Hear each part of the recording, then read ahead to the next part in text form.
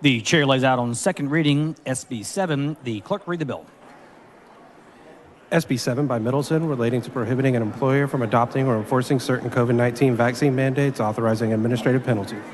The chair recognizes Mr. Leach to explain the bill. Thank you, Mr. Speaker. Members, good morning. It's my honor this morning to lay out Senate Bill 7 by Senator Middleton to you. This is the companion to my House Bill 7. I appreciate all of the members who have been working with me on this for a long time, including Representative Click, Madam Chair Click, Chairman Oliverson. There are many others who this issue is very important to and have been constructively and collaboratively working with me to get this bill to the floor today. This is an important bill protecting the fundamental rights and freedoms and liberties of Texans, Texas employees, protecting their right to work, protecting their right to protect themselves. This bill is not about infringing on employers' ability to protect their employees in the workplace. And this bill is not about what vaccines are good or bad, or what vaccines someone should or should not take. This bill is instead about who should decide. And I believe very strongly that that decision as to whether to get an immunization, specifically according to this bill, the COVID-19 vaccine or its variants, I believe that that decision should be a very personal decision made in conjunction with someone's doctor and informed by medical expertise, informed by deeply held personal values. There are many situations in which Texans decided not to get the COVID-19 vaccine based on medical advice and directives from their physician, based on reasons of conscience or religion. And those Texans who decided that should not lose their right to work if they decide that. That's what this bill in and of itself is about. This bill protects employees' rights to not be vaccinated and yet maintain their ability to work and to apply for jobs. There were situations, multiple situations, I would say thousands of situations, certainly across the country, but even here in Texas, where employers took hardline approaches and said, you must get vaccinated, you must receive the COVID-19 vaccine, and if you don't, you cannot work here anymore. If you don't, you can't apply here. And I do not believe we should discriminate against Texans who decide for whatever reason not to get the vaccine, and that's what this bill is about. I don't think I need to belabor the point. The bill is very simple and straightforward. I'm happy to go through the provisions of the bill. It is no doubt a strong legislative mechanism that I believe will prevent and deter companies from continuing to enforce and adopt these mandates on their employees, including a $10,000 fine and potential injunctive action by the Attorney General's office. So it is a strong bill, but it's smartly crafted in conjunction with our colleagues, many of you, with our colleagues on the Senate, with the governor's office, and importantly and finally, many, many stakeholders who we've been in meetings with around the clock, working to craft an important piece of legislation, an effective piece of legislation that protects the fundamental rights of Texans to work and to not receive a vaccine that their employees may be requiring them to receive. So that's it, members. Thank you, Mr. Speaker. With that, I'm happy to yield for questions. Mr. Ranchier, for what purpose? Will the gentleman yield for questions? Will the gentleman yield for questions? Yes. Gentleman yields. Thank you, Representative Leach. You and I had a chance to share ideas and experiences in committee. Hey, I can't hear anything. Members, please take your conversations outside the rail. Thank you, Mr. Speaker.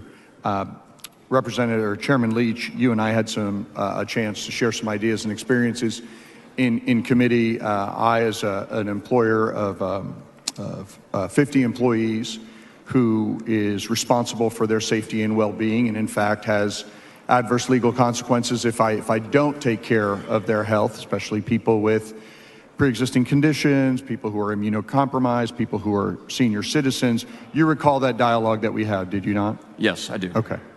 And so as your bill, if it passes, goes out into the world, I wanted to establish some legislative intent so that employers have some guidance as to the parameters of how they navigate both your bill and their legal responsibility to keep people safe in their workplace. And I want to just underscore for the membership that for employers, there are a number of adverse consequences should they run afoul of your bill. And I'll just name them, and you tell me if you agree or not. If an employer would be liable for an adverse action complaint or administrative penalty for the Texas Workforce Commission, is that correct? Correct. Potentially injunctive relief by the Attorney General, is that correct? Potential injunctive relief from the Attorney General, yes. Okay. Not mandatory injunctive relief, but potential. Okay, potential injunctive relief by the Attorney General? I'm just rephrasing it. Yes. So, okay. And then ultimately, as we heard in committee, criminal complaints from the Texas Workforce Commission, I was able to confirm with Executive Director Serna that they are making criminal complaints or referring criminal complaints to district attorneys. Is that your recollection? That is, yes. Okay. And so in addition to potential monetary penalties, which are set up as $10,000 under your bill, is that correct? Yes. And is that $10,000 per occurrence or violation? So yeah. So this is one of the amendments that we put on, that the House is going to put on the Senate version of the bill as it came over. We have instituted a straight $10,000 penalty instead of up to $10,000. So in that regard, Representative Anchia, the House is strengthening the fine provisions, or the provisions relating to the fine, I should say, in the bill. We've also changed the Senate bill in that we've given the Texas Workforce Commission rulemaking authority to enforce the bill itself. So when you ask me what potential fine, so if the $10,000 fine applies to an incident, applies to an employee, I don't remember the exact language of your question, but that rulemaking authority under the terms of the bill it would be given to the Texas Workforce Commission. But since we're asking in 10 questions, it's your intent that it would be per incident? I am trusting the Texas Workforce Commission, Representative Anchia. This is what they do. They specialize in this, for instance, in terms of unemployment insurance.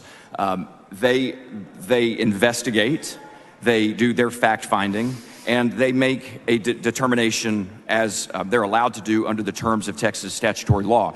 And so this bill is no different in that respect. I don't want to say one way or another whether it should be per incident or per employee. We've given that rulemaking authority to the Texas Workforce Commission. So it's your intent that they'll sort that out in rulemaking. You don't want to say at this point whether it's per incident or in total. You'll let them sort that out. Well, we together are asking for them to sort that out. It would be as the author of the bill, and believes very strongly that someone shouldn't be fired for deciding not to get the COVID-19 vaccine. My intent of the author of the bill is that the Workforce Commission would take an approach that would deter companies from enforcing or adopting these policies. Fair enough. So I want to get at your further intent, because as we put this bill out into the world, employers are going to have to react to it and come up with interventions for their employees to keep them safe, and at the same time balance the tenets of this bill. So I want to just go over, and I've given these to you in advance. We've been talking in lieu of carrying an amendment that would create safe harbors. I asked if you would prefer that we do legislative intent, so that's why I'm back here at the back mic. So let's just say that there's a COVID-19 outbreak. The COVID-19 mutates again. We have a new form of it. And there is a local, statewide, local or statewide public health disaster emergency that is called, okay? People are getting sick. I own a meat processing plant, and I want to ask an employee who is unvaccinated to take a leave of absence during a paid leave of absence during the state or local public health disaster. Can the employer take such action under your bill? It would be paid leave. So I have your list of questions here, and I'm happy to walk through these. This is one of the questions that I'm going to say definitively what I, as the author of the bill, think. Okay. I do not believe that an employee at a meat packing facility should be fired for, hold on, let me finish, should be fired, terminated, and or otherwise not hired or forced to take a leave of employment, as your question is, paid leave, for their decision not to get the vaccine. Importantly, this bill does not create a private cause of action held by an employee against an employer. So in the situation where an employee may be fired for not getting the vaccine in violation of this bill, we've given the Texas Workforce Commission and the Attorney General's office the authority to pursue that employer. We have not given a private cause of action, which I believe is very important policy for us to protect, to the employee. Okay, so stipulated that the employee is not fired. And I raise this hypothetical because it's really not a hypothetical. In May of 2020, a woman who worked at a Texas meat processing plant in Lufkin died after a COVID outbreak at the facility. And in fact, 50 of the 107 people at the facility in Angelina County got sick, and there were deaths among these people. So as an employer who is supposed to keep their employees safe, if I say to that employee, hey, we have a local health emergency, you're not going to be fired, you're not going to be docked pay, but you need to stay home during the pendency of this outbreak because you're unvaccinated, you can both spread and contract. I need to keep my employees safe. Is that permissible under the bill?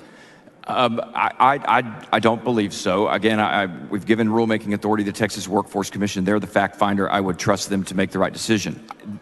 I do want to make this point. Can I just ask you real quick? Because Sure. You said you don't think it is a termination, you don't think it is prohibited by the bill, or you don't think it is permitted by the bill? Employers are still allowed to and authorized to, and I would say we desire for our employers to do everything they can to keep their employees safe. Okay. We have numerous laws at every level, federal, state, and local, that protect employees in the workplace. Employers still have the ability to do that. But the legislature, by way of this bill, is putting a line in the sand that say one of those things cannot be requiring a vaccine. Importantly, and members, this is a really, really important point that all of us need to realize, and many of us may not. If an employer under current law requires you, Ed Thompson, Jarvis Johnson, James Frank, if your employer requires you to get the vaccine, and so you say, under threat of losing your job, that I don't want to get the vaccine, my doctors maybe told me not to get the vaccine, or I have a reason of conscience or medical reason not to get the vaccine, but I want to keep my job, especially during COVID. So I'm going to go get the vaccine. If you get the vaccine because your employer forced you to, and you get sick, you have no right of recourse against your employer. None whatsoever. And so not only are you going to get fired, but if your decision, because you don't want to lose your job, to get a vaccine causes you sickness or death, which has happened, undeniably has happened, you have no recourse against that employer. And I think that's wrong policy. I appreciate that, and I hope you would reserve your advocacy for something unrelated to my question for our outside of our intent period, because I have limited time, and I'm just trying to get some parameters for the bill. So look, let's stipulate, Jeff, you're not firing the person, and you're not requiring them to get the vaccine. As an employer, during an outbreak at your facility, can you ask the employer to stay home with full pay? The employee, sorry. You know what? You probably, arguably, under the terms of the bill, you probably could do that. Okay. And that So you could employee do that. is going to have but hold on. That employee, Representative Anchia, is going to have a really hard time getting paid for no work, getting to stay home, and then saying, oh, I'm going to file a complaint with the Workforce Commission. Okay. I think that's just a fundamental, Good. That's just common sense. Good, because the current standard is reasonableness. So I'm glad you're suggesting that is a reasonable approach by an employer. Can a person who is not going to be fired and is not vaccinated be reassigned to a different part in the physical space, right? Like to an office rather than a cubicle, without any dock and pay or change in responsibility? I believe that the terms of the bill on page 1, line 11, the definition of adverse action is clearly defined.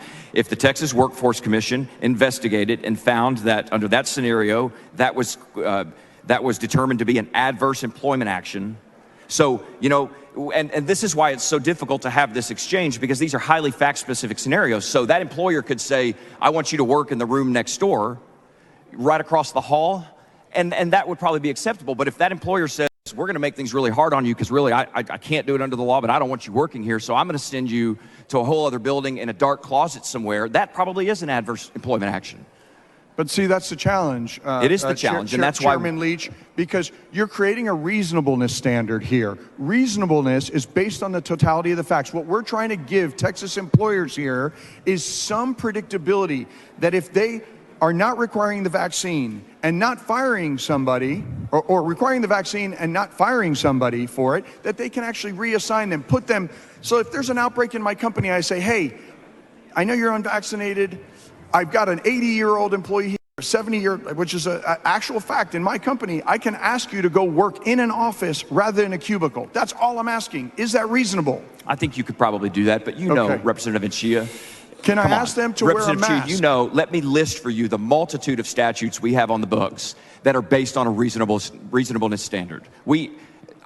Too many to count. We trust our courts. In this case, we trust the Workforce Commission to make those determinations based on the facts and the law. Okay. Can I request that an unvaccinated employee with no change, with no termination, no change in employment, wear PPE in the office? Say that again. Can I ask an employee to wear PPE in the office? Yes. Okay. Now, can I you can require them to put somebody? No, hold on. Okay, you can require them to put a mask on. I think you could probably still do that. Okay. Can you require them to wear a hazmat suit? Probably not reasonable. But you know, I agree with you. I trust the Workforce Commission to find that out, figure that out. Depending on the type of employment, I agree with you, and certainly not in an office environment. What about, and this happened in our company, what about during COVID for an employee that was not vaccinated, that we asked that employee to not come into the office during the state of emergency and instead work from home, no change in responsibility, no change in pay? Is that reasonable? My personal opinion is, and this is not for, I'm just giving you my personal opinion on it, is just asking for your intent. It's so highly fact specific because you might not be able to do your job effectively from home. So I cannot answer that question. I can tell you what I think. I can tell you that there's a multitude of Texans who would probably love to work from home, but there might be some people who don't want to work from home and who want to be around their employees and want to go into the workplace. And if they feel, and if the reasonableness standard that we've given to the Texas Workforce Commission determines that that's an adverse employment action based on those facts under the bill, then that would not be allowed. So you think then, just to recap, this is important, you think that an employee who is unvaccinated during an outbreak cannot be asked by their employer to work from home, that actually could be considered an adverse action?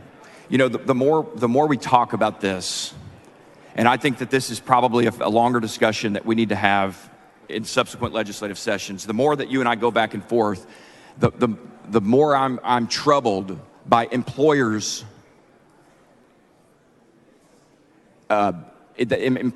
inquiring so deeply about someone's vaccination status. To me, that seems like a severe violation of my fundamental constitutional rights to either get a vaccine or not. And if my doctor, and this is just Jeff Leach's opinion, okay? I just want to pass the bill and go home. But my opinion is that doctors shouldn't be asking these questions. It should be between me and my doctor. And if there's a medical reason or a religious reason or a reason of conscience for me not to get a vaccine, well, under most circumstances, that's none of my employer's business. So let's say that the employer, as I think most employers did, had a sort of waiver on getting vaccinated for people who had an objection, a religious reservation, or some other reason, adverse health. And they asked that employee to stay home. Again, this is during the height of a COVID outbreak, right? Representative Chia, I understand, but I'm increasingly, even as we stand here right now, have this conversation, I don't want Texas employers to be determining whether they believe that my religious views are sincerely held. And if I say, these are going to be litigated ad nauseum, and I certainly don't want certain courts in this state to inquire and through discovery investigate me and my religion or my relationship with my doctor. That's none of their business. My decision to whether to get a vaccine or not should be protected. You would agree that it is the business of a business to protect its employees, would you not? Sure. We do that all the time. You got to wear a hard hat on construction zones. We don't tolerate sexual harassment, all that stuff. But that's very different than a vaccine. Gentleman's time that remains in your body forever.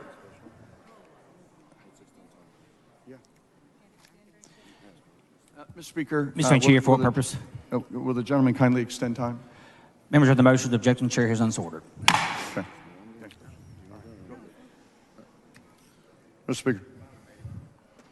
Mr. Busey, for what purpose? Will the gentleman yield for some questions? Gentleman yield for questions. Sure. Gentleman yields for questions. Thank you, Mr. Chairman. Chairman Leach, just a few questions. Listening to your layout, I think one of the things some of us that are hesitant to support this bill are struggling with is trying to understand the scope of the problem we're solving here.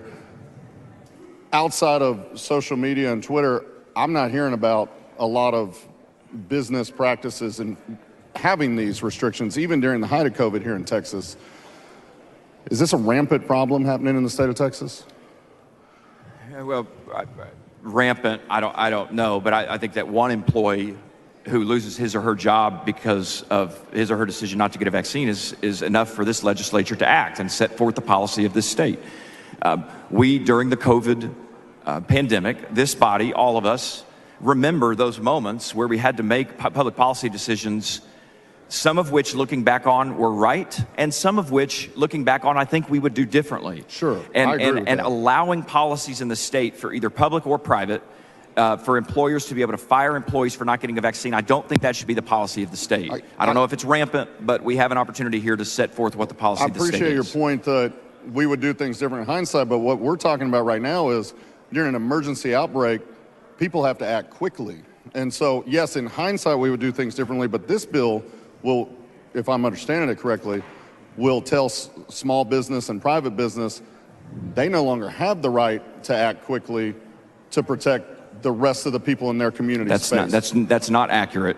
And again, I don't want to get into a discussion here about the vaccine itself and its effectiveness at preventing the spread of COVID or protecting someone from transmission. But those conversations are reserved for the experts. But I will tell you that I'm equally troubled about Texans losing their right to work during a pandemic. When the economy was shuttered, when we shut down businesses, we shut down in parts of this country churches. We told people you cannot worship. Well, this won't take away executive action. We so severely and substantially violated the constitutional rights allowed, I should say, the constitutional rights of American people to be violated, that it's incumbent upon us now. Let me finish. It's incumbent upon us now to set forth the policy of the state. I'm trying to ask you a few questions from the back mic. Wouldn't the executive still have the ability to do that? Members, please take your conversations outside the room. I mean, when you're talking about an emergency situation, I'm saying, and I agree with you, in hindsight, we would do things differently. But we're talking about emergency breakouts, and we're talking about protecting all of the people in the workspace because somebody's actions in this case aren't living in a bubble. It will infringe on the rights of others. And so a business wants to protect the individual rights of others, and this bill takes away that authority of local business, does it not? I don't believe it does. I believe employers are still fully capable and able to protect their employees under the terms of this bill. So as Representative Anchia was pointing out, so they'll be able to send people off, they won't be able to do that under this. They will not be able to take Representative Busey. You got to let me answer your question. Yes, sir. Employers will not be able to take adverse employment actions against employees who decide for whatever reason not to get a vaccine. Sure. So if I run a small business, if I have a medically fragile employee, and the only way that I can keep them safely there is to make sure everyone else is safe by getting a vaccine in a situation like this, I lose the right to protect that employee under this bill. Is that correct? That is not correct. Well, they're medically fragile. They're not able to get the vaccine. So that's an exception. So I need to protect them. In a small business setting, under your hypothetical, one person, you flipped the script. You've absolutely flipped the script. You just said one person. No, hold on. One person who's not able to be vaccinated, you're going to require all of the other employees to be vaccinated in order to keep their jobs? Yes, because they're the medically fragile employee. They're the sorry? one that needs to be protected in this case, No. and they don't have the choice. Then, and you're then saying you can vote someone against that the bill. I don't doesn't believe that and that has needs the to be the choice policy of the state. should infringe on their right. Is that not correct? No. So it's okay to infringe on the patently medically on its very fragile face, person's no. right. Absolutely not. You can do both. You can protect your employees and protect their fundamental rights and liberties as So well. I can And that's what protect this that bill medically does. fragile employee by sending the well. Sorry, I'm. Can you speak up? Yeah, I'm Thank sorry. you. Thank you, Representative Busey. I'm just having a hard No, time up I here hearing. understand, Representative Leach. I just want to make sure that I'm going to understand because we, just with all due respect, when we get on social media, this seems like Texas has a crisis going on with this. But as you saw in committee, the Texas Workforce Commission said in the last year they've only received 7 complaints in a state of 30 million. So I'm just trying to understand, is this truly a crisis that rises to our level that we need to be taking more seriously? Or is this just something with a lot of chatter out in the world, one? And two, I'm concerned about protecting my employees and that one person's actions infringes on the rights of others, and I won't be able to keep a place that protects all employees under this bill. You just hit the nail on the head. Protect all employees. Yes. Not just the vaccinated ones, not just the unvaccinated ones. But Protect you all want of them. to now say, I no longer have the right under this bill to protect That the medically is not fragile accurate. employees. It's not accurate. You just can't require someone to get a vaccine that will stay in their bodies for the rest of their lives, potentially at with very harmful results and repercussions for them, for which they have no recourse. All this bill says is you can't do that in Texas. That's it. Well, it does more than that, though, because now as an employer, I can no longer protect that vulnerable employee. And so then I have to adversely impact them because they don't have a right to protect this employee that you're choosing to pick and choose in this battle, right, about who has the rights over the others. Where currently the system, with only 7 complaints in a state of 30 million, doesn't seem broken. And right now, as a private business, I get to make those private decisions to ensure the rights of all of my employees. This bill protects the rights of all employees, and it protects employers' rights to keep their employees safe. I definitely hear you when you say that your intent is to put an individual's choice of an employee over a private business's choice to protect all employees. That is not accurate. That's not your absolutely intent. fundamentally not accurate, and I don't appreciate that representation, that misrepresentation of what I said. I've been very clear about what this bill does. Employers can still protect their employees. They should. Not only are they allowed to, everybody in this room agrees that they should. Well, but they cannot. then Representative Leach, go back to my scenario. I'm sorry, Can but you help got to me? let me finish my comment. All right, you just go have for to. I just need to understand I've been how I do respectful, that and as I'm a letting small you business start owner. and stop. Members, Let me let's do the not same. speak over one another, please. But at the same time that those employers' rights are protected, we are not going to allow an employer to fire an employee for not getting the COVID vaccine. Period. If you disagree, then vote against the bill. Sure, but it's beyond firing, right? I can't tell that employee that refuses to get the vaccine to work in another room, right? That's from absolutely. home, You just right? can't take an adverse employment action against them. Would that not be considered adverse? If I change their shift, if I change their That's work not our. schedule, if I That's not change- our job here. That's not our job here. Is to list every single hypothetical and every. Well, but we're writing the law that defines it. Man, I cannot have a constructive debate and discussion with you if you don't allow me to answer your questions. I've been very clear about what the bill does. I can't help you. I agree if you want to allow that you've yourself been clear to be about helped. your desire for the bill. I'm saying that's not what the bill does. Thank you, Mr. Speaker. All right. Mr. Speaker, Ms. Howard, for what purpose? would the gentleman yield? The gentleman yield for questions. Yes, I yield. Gentleman yields. Thank you, Chairman Leach. I assume you know that right now hospitals that require employees to be vaccinated against the COVID vaccine, can and do offer exemptions for those who do not want to be vaccinated. In fact, the Texas Health and Safety Code allows for exemptions for medical reasons, prohibits discrimination or retaliatory actions against exempt individuals, allows hospitals to provide exemptions for reasons of conscience, including religious belief, and subjects hospitals to administrative and civil penalties for violations. That is what currently exists. So what I'm trying to figure out here now is why are these exemptions already in place insufficient that they would need to be included in this bill? So you've correctly stated the law. The problem with the current law, and I think it's a deeper discussion we need to have in this body, is those exemptions are routinely denied, routinely. And I'm sorry, they're routinely what? Those exemptions, Representative Howard. I'm sorry. I'm trying my best to Go speak ahead. clearly. Those exemptions are routinely denied by employers. And so what is an employee left to do when you, as my employer, tell me that my sincerely held religious belief or my religious belief is not sincerely held, or that the medical advice that I got from my doctor to make this decision is not right, and I shouldn't have to go hire an attorney and pay a bunch of money to go protect my constitutional rights. That's what this bill is meant to protect. The gentleman's time's expired. Mr. Speaker, is it possible to extend at this point or not? The second extension of time requires unanimous consent. Is there objection to an extension of time? There is objection. The gentleman's time is not extended. Is Mr. Harrison on the floor of the House?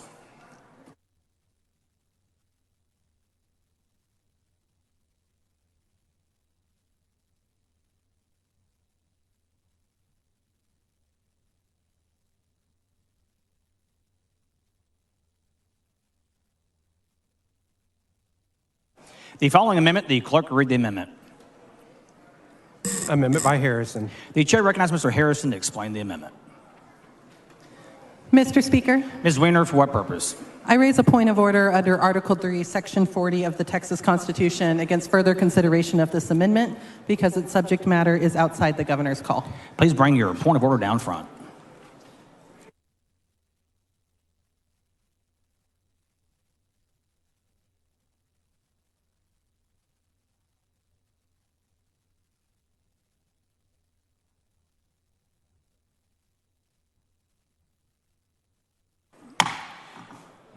Ms. Weiner raises a point of order as further consideration of the Harrison Amendment under Article 3, Section 40 of the Texas Constitution on the grounds of the subject matter of the amendment is not included in the governor's proclamation.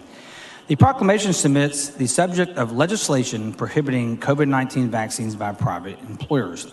The amendment would apply the bill's mandate prohibition to any person, regardless of whether the person is performing work for a private employer.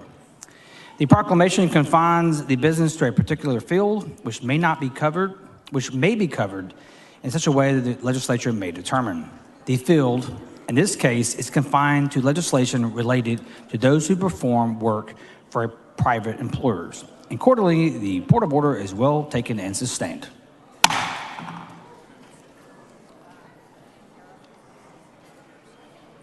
Sorry.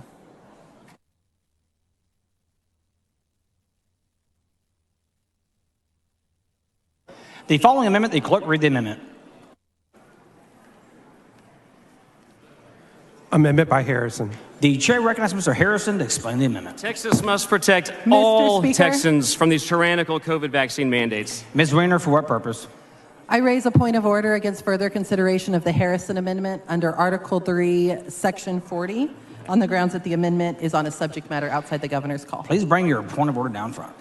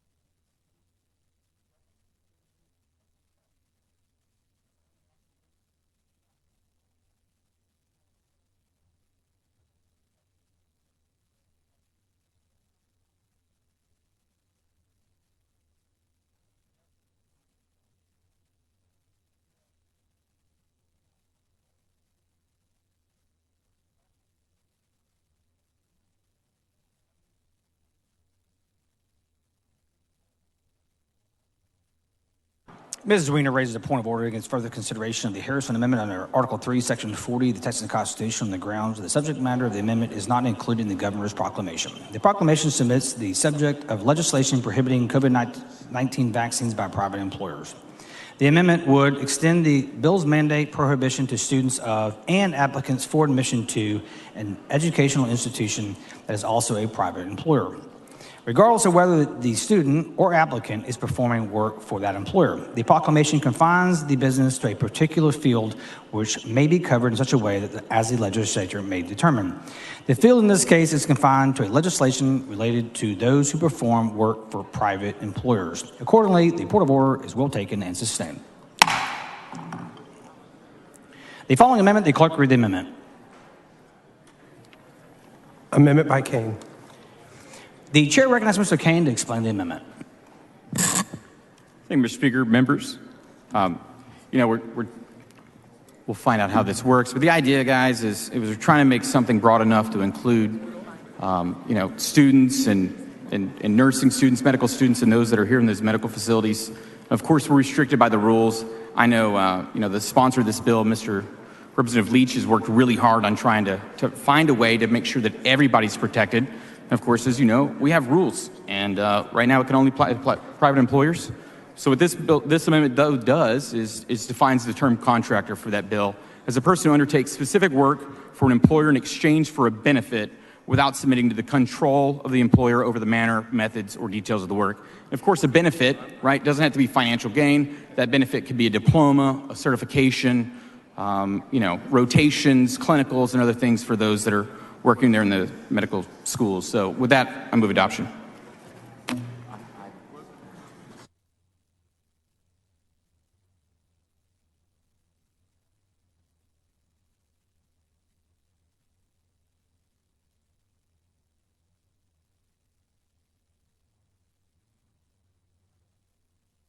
The chair recognizes Mr. Leach on the amendment.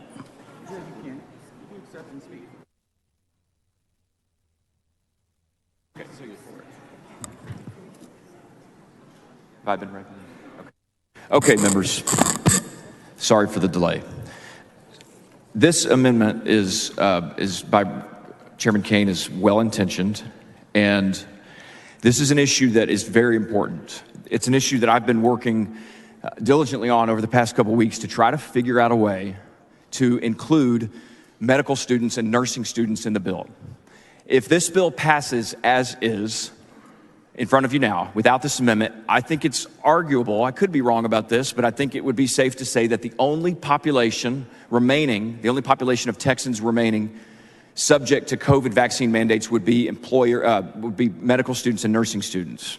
I don't think that should be the policy of the state. I think our medical students and nursing students should be protected, and I've been working really hard with our Senate counterparts and many of you, and importantly, the governor's office, to achieve that policy. At the same time, we have House rules that the vast majority of us, including Representative Harrison, voted for. And I see no amendments to our House rules from Representative Harrison and others seeking to clarify this provision of the rules. So these are the rules that he supported, which he did not seek to amend, and we have to follow our rules. And when a bill or an amendment violates the call of the governor in a special session, which previous amendments did, then we have to follow our rules. But I appreciate Representative Kane in his infinite wisdom in getting creative and figuring out a way to do this, and that's what this amendment does. So I'm going to, I would accept the amendment. There's a standing request for record votes, and so we're going to vote on this. I'm going to be voting yes on this amendment. I raise a point of order against further consideration of the Kane Amendment under Article 3, Section 40 of the Texas Constitution on the grounds that it's on a different subject than the governor's call. Please bring your point of order down front. Drawn, Mr. Leach, you may continue. Thank you, Mr. Speaker. Okay, members, we're about to vote on the Kane Amendment. I would accept the amendment. It's a good amendment, and I agree with it, but we're going to take a record vote on it. I'm going to be voting yes, and would encourage you to do the same, and am committed to working with our Senate colleagues, with you, and with the governor's office to get this language right. I do have let me just leave it at that. I'm going to be voting yes on the amendment, and we're going to work to fine-tune the language and get this right before final passage on a conference committee report. Does any member wish to speak for, on, or against the amendment? The chair recognizes Mr. Kane to close on the amendment.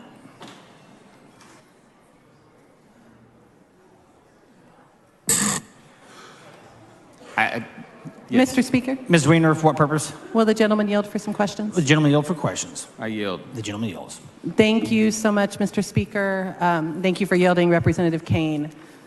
Representative Kane, is it your intention with this amendment to create legal ambiguity that will be used to generate lawsuits against Texas hospitals? No, ma'am. The intent of this amendment is, as you can see, its purpose is based right there on the text. So do you anticipate that this language will apply to people that do not meet the common use of the language contractor? I mean, you can read it just like I can. I think it's going to apply to anybody that means a person who's instructed by an employer to complete a task pursuant to any written or oral agreement which provides a benefit from the employer to the person. Okay. All right. Thank you. Oh,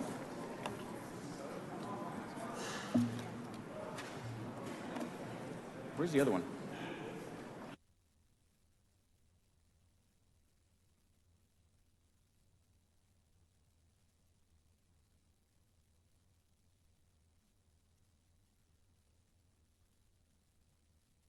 Move adoption. The question occurs in adoption of the amendment. The record vote, clerk read the bell. Mr. Leach voting aye, Mr. Kane voting aye, Ms. Click voting aye. Mr. Turner voting nay. Turner of Dallas voting nay. Show Ms. Thompson of Harris voting nay. Show Mr. Raymond voting aye. Show Ms. Harris of Williamson voting aye. Have all members voted? There being 88 ayes and 59 nays, the amendment is adopted.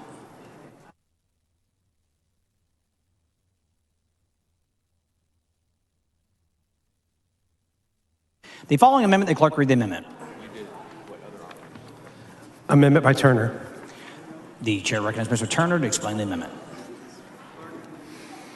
Thank you, Mr. Speaker. Members,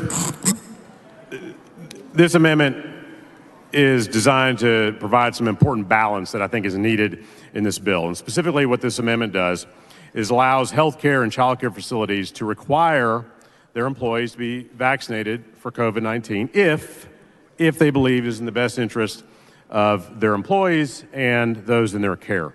This amendment is about protecting Texans, especially the most vulnerable Texans among us. Think of the cancer patient or the heart attack victim at a hospital. Think of a 90-year-old Texan, one of our parents or grandparents possibly, in a nursing home. Think of a woman with a high-risk pregnancy. Think of the youngest among us. It's also about protecting the health of those workers who care for vulnerable Texans, because we can't afford for them to be sick and miss work. During the height of the COVID pandemic, some of our most vulnerable elderly Texans were living in nursing homes with shared rooms, communal spaces, and staff moving from one patient to another. And the consequences of this, I don't need to remind you, were catastrophic. At the height of the pandemic in 2020, nursing home residents were 108 times more likely to die from COVID-19 than members of the general public. I'll repeat that, 108 times more likely to die. Healthcare workers care for all of us when we're sick or hurt and at our most vulnerable. Doctors and nurses often come into close contact with people with weakened immune systems, including patients fighting cancer, recovering from organ transplants, and fighting chronic diseases. These immunocompromised patients require a higher level of care, and it's expected for a healthcare provider to take additional measures to protect their lives. It's their mission. And these measures aren't new or foreign to any of us. Measures that include hand washing protocols, instrument sterilization, protective equipment, PPE, and the prohibition of smoking, in addition to, yes, vaccines. It's not new. So why is this bill singling out vaccines? Now, I'm not a doctor, and that's why I listen to medical professionals, the people who are public experts in the field of public health. And what public health professionals will tell you is that the COVID-19 vaccine has proven to be effective in preventing the mass hospitalization and death of individuals across this country. In fact, within the first 10 months that this vaccine was made available, they saved more than 200,000 lives and prevented more than 1.5 million hospitalizations in this country. And so if experts are telling us that the COVID vaccine will allow them to care for their patients more safely with increased chances of better outcomes, why would this legislature tie their hands? Healthcare workers are the experts in healing and saving lives, and we must allow them to continue to have the trust, respect, and flexibility to manage vaccine requirements in their own facilities. And I would add that specifically to hospitals, by prohibiting hospitals from making these decisions, we are likely to cause their quality rankings to decrease, which could cost them valuable federal Medicare payment dollars. Members' lives of the most vulnerable Texans will be at risk if we pass this bill as currently written. So I would encourage the members to adopt this amendment to provide some necessary balance in this bill and protect the most vulnerable Texans in our state. Ms. Howard, for what purpose? Would the gentleman yield? Would the gentleman yield for questions? Yes, I'd be happy to yield. Gentleman yields.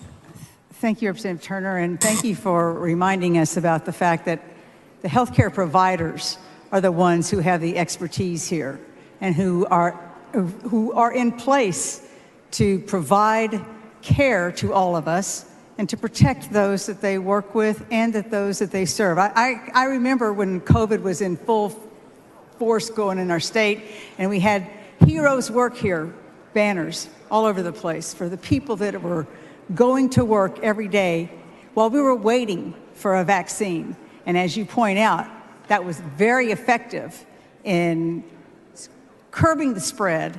And right now, I think you pointed this out, research indicates that the COVID-19 vaccine was more than 90% effective at preventing mild, moderate, and severe disease symptoms. And if you recall, Governor Abbott actually mandated hospitals to not provide non-emergency surgeries and procedures because we had no capacity in our hospitals. The vaccine allowed the hospitals to get back to regular functioning by preventing the severity and the hospitalizations that were occurring during the peak. Would you not agree? I would absolutely agree, and we have seen and unfortunately continue to see the after effect of what happened during the pandemic, where non-essential surgeries, procedures, tests were postponed indefinitely just because the hospitals were just crushed by the volume of COVID patients. And so a lot of folks went for a long time without necessary screenings or other treatments that maybe weren't an emergency like COVID was at the time, but still very important for their health. And we continue to see the aftermath of that, Representative Howard. Absolutely. And despite ample research to the contrary, allegations that the vaccine isn't safe have dominated the conversation. But data from tens of thousands of participants in clinical trials show that the vaccines are safe and effective at preventing serious disease or death due to COVID-19. Can you speak about the safety of the vaccine? Sure, Representative Howard, and you're exactly right. I mean, the COVID-19 vaccine is safe, and it is the best defense against COVID-19. There's no dispute about that. In fact, some of the people have raised some various safety concerns. So one of them is, well, we don't know what's in the vaccine. Well, we do know what's in the vaccine. In fact, the ingredients in the vaccine are found in many other medicines that we've taken for a long time, ingredients that are found in the food that we eat. And the fact is that technology used to develop the vaccine has been in development for years prior to the pandemic. And that's why the manufacturing process, fortunately, was ready to go at the beginning of the COVID-19 pandemic. You mean with Trump's Warp Speed? Operation Warp Speed, absolutely. And the speed at which the vaccine was developed and approved to go to market is indicative of how far, thankfully, medical science has evolved and what can be achieved when government does cut unnecessary red tape and allows researchers and scientists to do their job, to save lives. So rather than perpetuating falsehoods, should we not be focused on getting people more access to the vaccines that can actually protect public health? That's exactly what I think we should do. And at the very least, what we should not do is say to a nursing home, a hospital, a child care center, that you do not have this vital tool to protect the health and safety of your patients or those in your care. If you look at what the Department of State Health Services has here on their website, that between March 6, 2020 and May 10th, 2023, Texas had 92,378 fatalities related to COVID. And during the peak of the COVID, we had up to 386 deaths a day. The fact is that we have Texans who have lost their lives to this disease, but for the vaccine, more would have done so. Is that not correct? That's absolutely correct. And as I, in a conversation with the bill author when we heard this in the State Affairs Committee last week, we talked about the fact that the pandemic peaked in January of 2021, incidentally the month we came into regular session here. And as the vaccine began to be widely distributed in the first part of 2021, that's when we began to see the pandemic abate. That's when people started, feeling safe, going out to eat again. When we stopped wearing masks all the time, is because the vaccine was successful in stopping the rapid spread of COVID-19.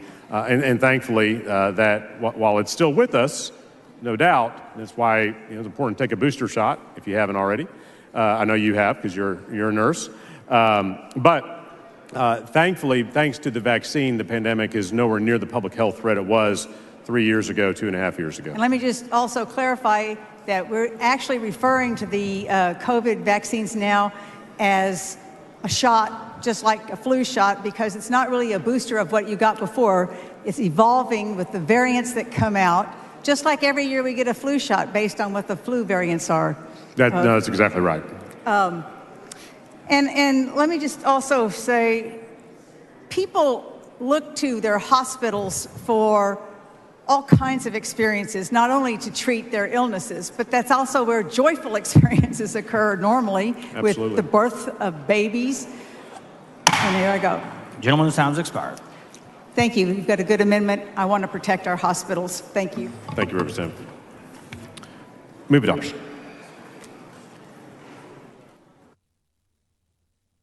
The chair recognizes Mr. Leach in opposition to the amendment. Thank you, Mr. Speaker. Ms. Collier, for what purpose? I'll let him say it, and then I would ask, will he yield for questions? You want to speak in opposition to the amendment first? Yes, I'm going to ask him if he would. Okay. He'll speak in opposition to the amendment and then hopefully yield for questions. So am I allowed to talk or not? You may, yes, sir. You may not. Okay, I'm going to talk briefly. I appreciate Representative Turner bringing this amendment.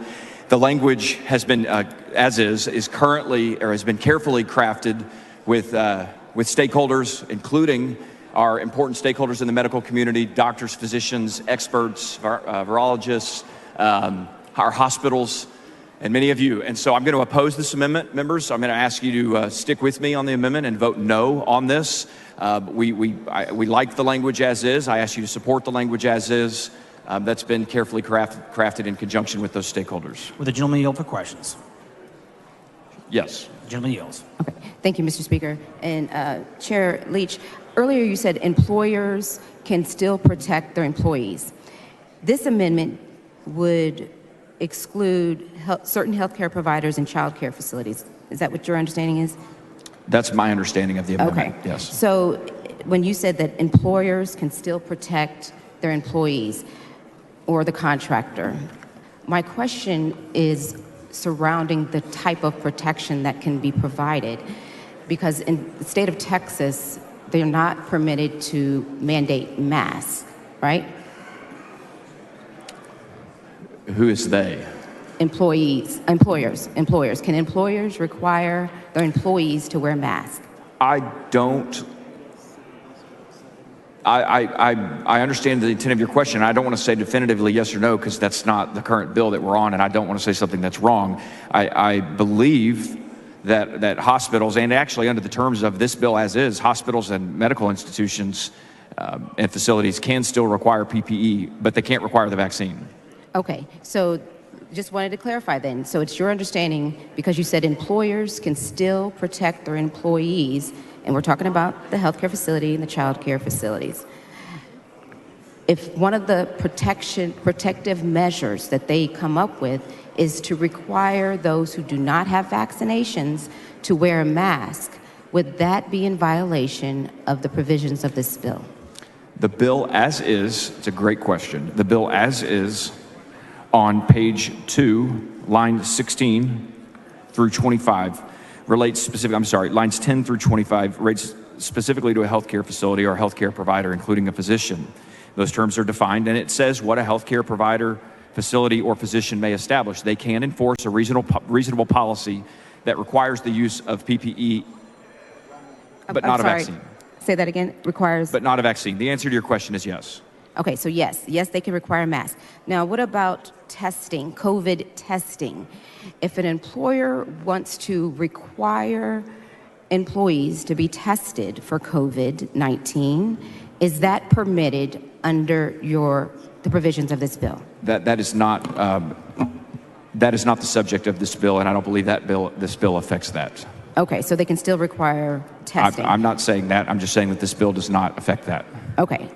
And then the follow-up to that particular question, when we're talking about, if the employer is not allowed to mandate a vaccine for COVID-19, if they are testing, which would not be prohibited under this bill, if they are testing and that person does test positive for COVID-19, would the employer, in order to protect their employees, be allowed to send that employee home from work? Representative, this bill, again, thank you for your question. This bill does not affect that one way or another. This bill specifically relates to vaccine mandates. And in the context and under the structure of the bill, it bans vaccine mandates. Okay, so then that's the protection in terms of sending someone home, a mask, or testing would still be allowed because they're not covered. This bill does not affect, Representative, this bill does not affect that. Thank you. All right, thank you. Thank you for your questions. Members, I ask you to stick with me. Let's protect the carefully crafted language of Senate Bill 7 as is, which protects the ability for healthcare providers, institutions, and facilities to protect their employers and, importantly, their patients, including vulnerable populations and the immunocompromised. With that, members, I'm going to vote no and ask that you join me. Does any member wish to speak for, on, or against the amendment? Seeing none, the chair recognizes Mr. Turner to close on the amendment. Thank you, Mr. Speaker. Members, I appreciate the body's time on this, and I'll be brief in my closing, but I just want to share a couple of key statistics because this is about protecting the most vulnerable Texans, your most vulnerable constituents, your most vulnerable family members and friends. And I want to talk specifically about senior citizens for a second. Senior citizens, as I think everyone knows, are the most vulnerable to COVID-19. In fact, between January and August of this year, senior citizens accounted for more than 62% of all COVID-19 associated hospitalization, 61% of ICU admissions, and 88% of in-hospital deaths. And obviously, as we've already covered, nursing homes are incredible opportunities for COVID to spread, which is why we need to do everything possible to protect those very vulnerable, elderly, for the most part, elderly Texans. And furthermore, people with serious health problems, I'm talking about people who have a heart or lung condition, a weakened immune system, even obesity or diabetes, they're also at a higher risk of developing dangerous complications from COVID-19. And so I would just ask you to think about those Texans, those people that we all represent. We all have people in our districts who fall in these categories, and they need every bit of help they can get in fighting against a disease that, while for most of us, is not real serious if we get it anymore, but for some of us, is potentially a death sentence.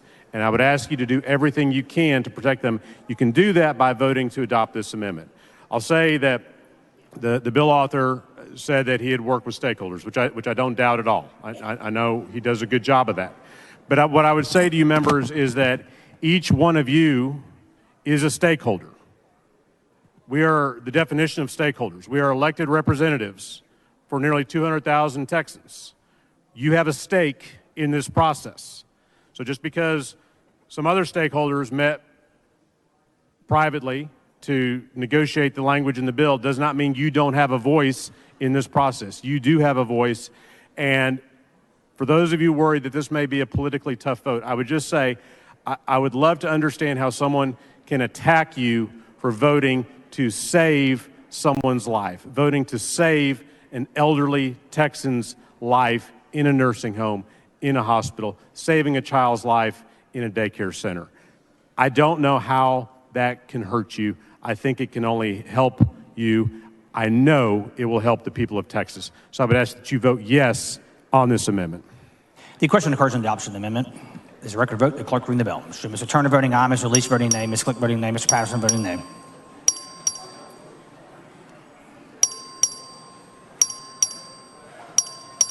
Have all members voted? So Ms. Niave voting aye. Niave Criado voting aye. Have all members voted? There being 61 ayes and 84 nays, the amendment fails to adopt. The following amendment, the clerk read the amendment. Ms. Collier, for what purpose? Mr. Speaker, I move to have the discussion on SB7 and all amendments reduced to writing and placed into the journal. Members, you heard the motion. The objecting chair has done so ordered. The following amendment, the clerk read the amendment. Amendment by Anchia. The chair recognizes Mr. Anchia to explain the amendment. Thank you, Mr. Speaker and members. I appreciate the dialogue that Chairman Leach and I had previously regarding activities by an employer that would not be considered an adverse action.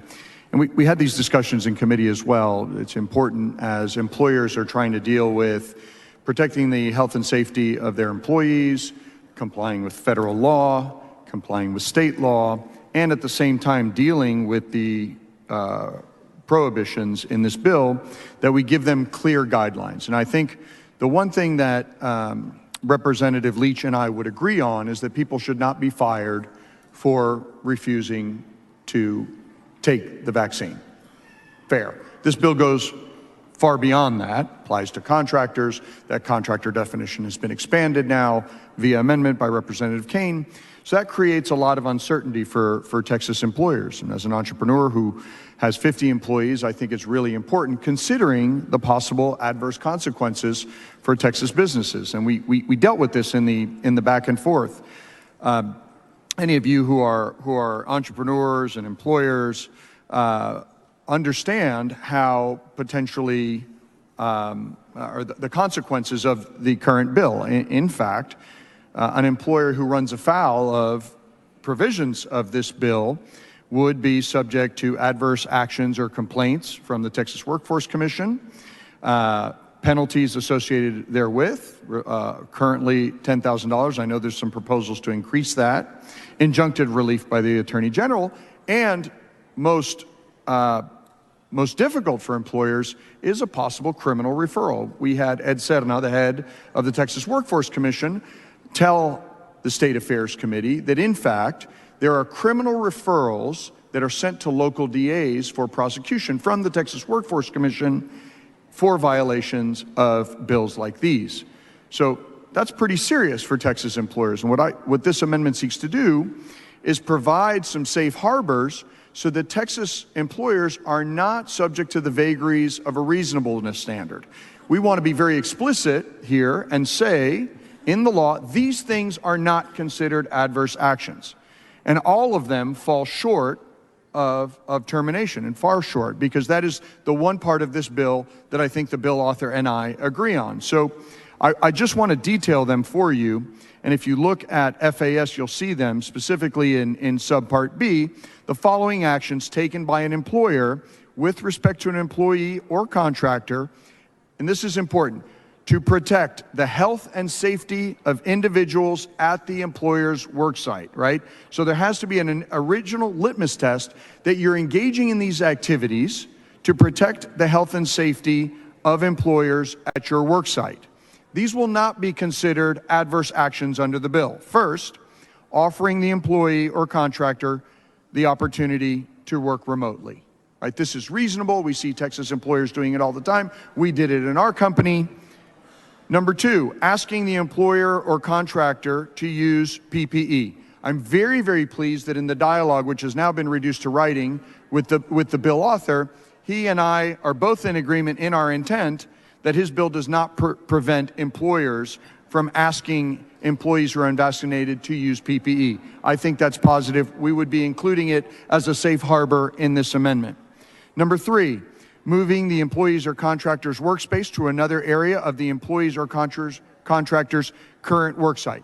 Remember during the height of the pandemic, members, when there were outbreaks potentially in many of your workplaces that were getting people very, very sick, and you may have colleagues that are immunocompromised, that are senior citizens and in the highest risk group, and candidly, that you just may not want an outbreak in your company. Why? Because it deals with your bottom line. If you have an entire department that is wiped out by COVID, you are less profitable, right? Your sales department, your accounting department. If people are sick en masse in your company and you have been prevented from moving them to other parts of your business, that deals with your bottom line.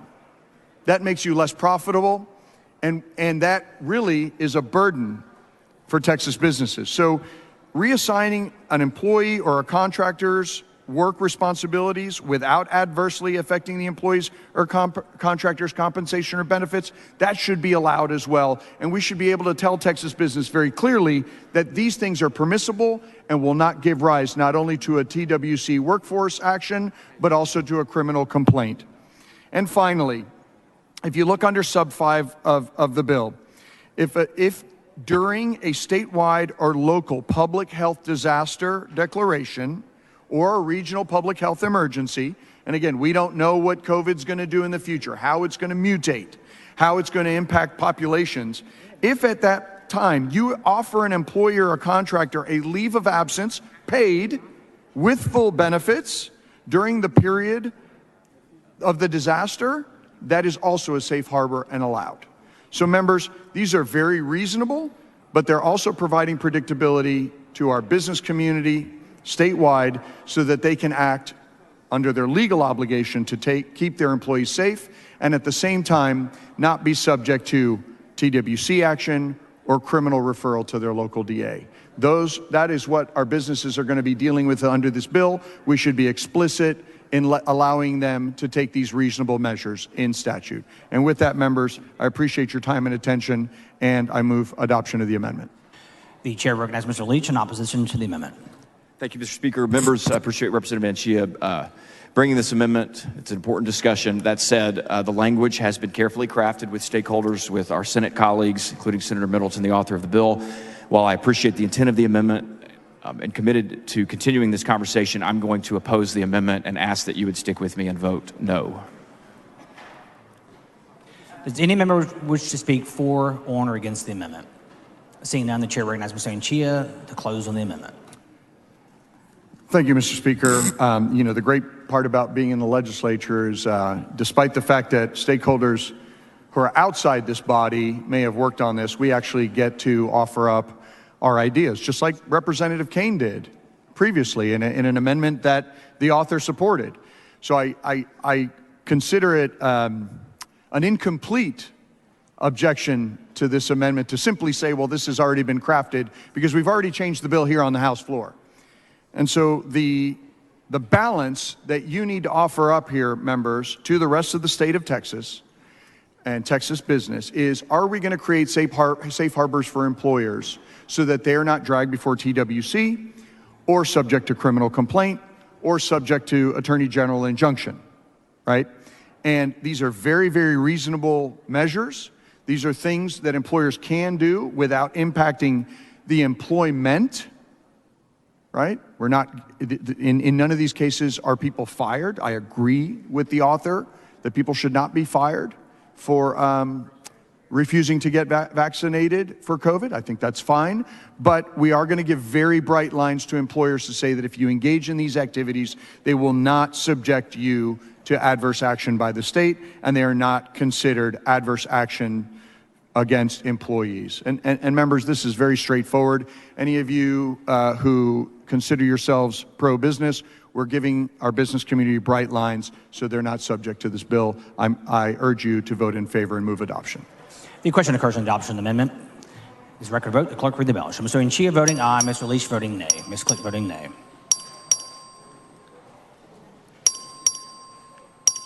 Have all members voted?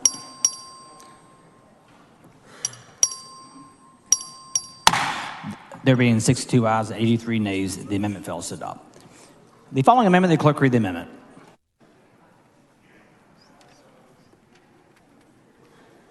Amendment by Toth. The chair recognizes Mr. Toth to explain the amendment. Thank you, Mr. Speaker. This amendment increased the administrative penalty for violating this bill. I had a giant medical center this past year told me, Representative, you have your laws, we have our laws. So let's remove any confusion. We're elected to create the law. That is a serious matter, and the purpose of good law is to protect and preserve natural rights. And so this amendment takes the administrative penalty from $10,000 to $50,000, and I move adoption.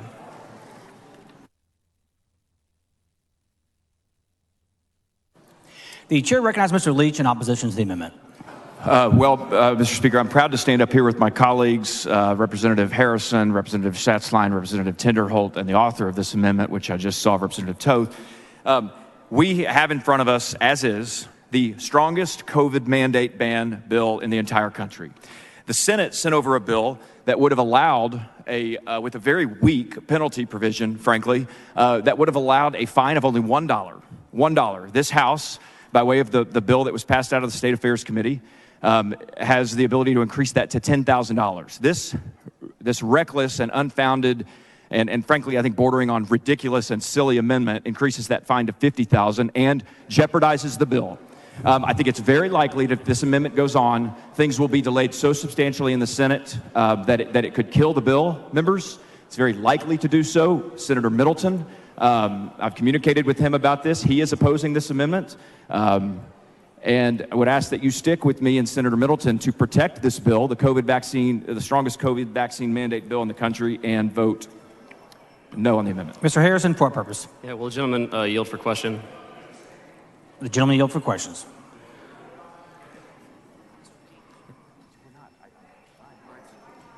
The gentleman yields for questions. Sure. Yeah, you made a reference to the Senate author of the bill, and, as well as your communications with him. Are you certain that you want it to be your position that the Senate author of this bill would oppose this amendment, and have you discussed this amendment with him today? Well, I talked to Senator Middleton about the bill as is, Representative Harrison.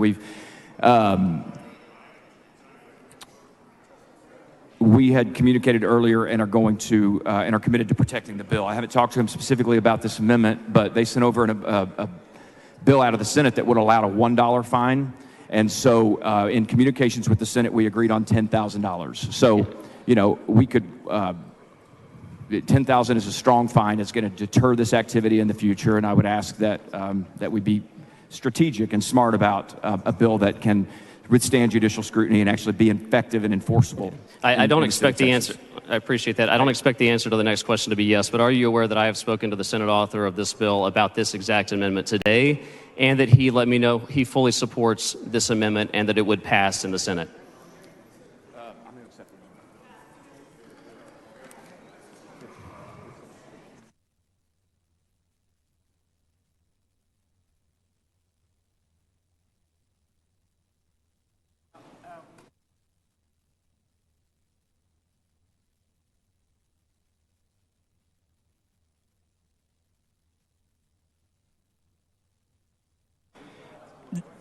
The chair recognizes Mr. Leach on the amendment. Okay. So I've been doing this long enough to know when there's efforts underfoot, and I see you. So there seems to be an effort underfoot right now that I can see for a vast majority of you vote yes on this amendment because you want to kill the bill.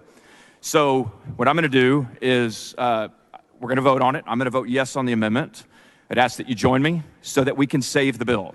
And then I'll work with Senator Middleton, who's been working with me very collaboratively, and many of you as well, on getting this right. And we'll get a bill back to you that is still, I promise, is still the strongest COVID vaccine mandate ban in the country. The chair recognizes Mr. Wu on the amendment.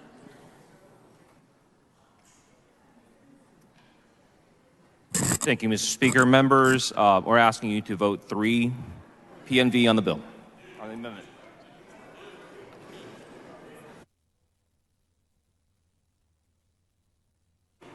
Does any member wish to speak for, on, or against the amendment? The chair recognizes Mr. Toth to close on the amendment.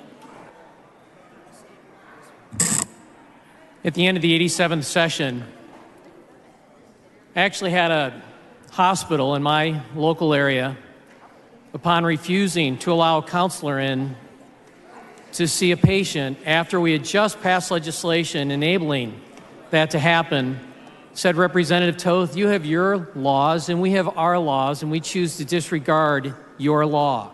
Even after I had taken this bill, printed it out with the governor's signature on it, they had the audacity to say, you have your laws, we have our laws.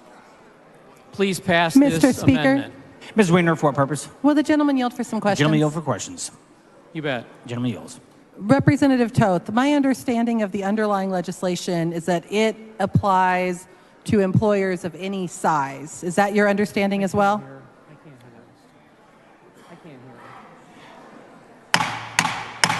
Members, please take your conversations outside the room. Ms. Weiner? Yeah, Representative Toth, my understanding of this underlying bill is that this legislation applies to employers of any size. Correct.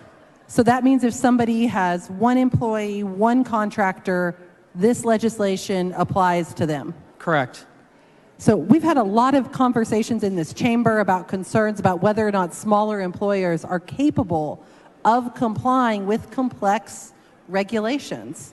I know, the standard still in Texas is that rules against racial discrimination don't apply unless you have 15 or more employees.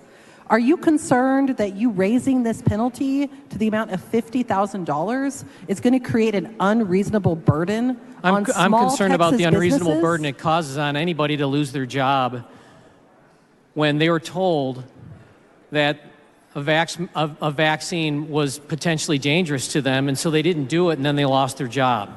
So you're okay with your language potentially putting I guess I'm more concerned about the employee than I am about the employer. Question? Yes, ma'am. So you're okay with the state of law in Texas becoming such that a small business with 1 or 2 employees could get put out of business because of misunderstanding our COVID rules, when the same business would be subject to no consequences whatsoever? I guess I'm concerned about, yes, somebody losing their black. job and losing their home. Yes, I'm concerned about that. I'm sorry, I couldn't hear you because you were talking at the same time I was. Could you restate your answer? I'm concerned about anybody losing their job and then losing their home. Yes, that concerns me. So you are fine if this legislation drives small businesses out of business? If a small business, I own a small business. I have a this? dozen employees. Do you have a small business? Do you employ anybody?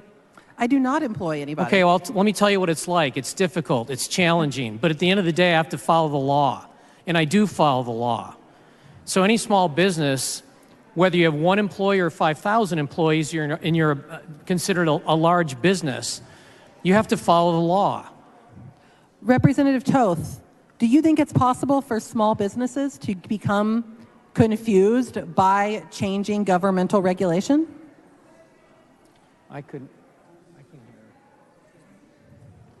Can you speak up? I apologize. Do you think it is possible for a small business to be confused by changing governmental regulation and make a mistake in their compliance? No, I don't.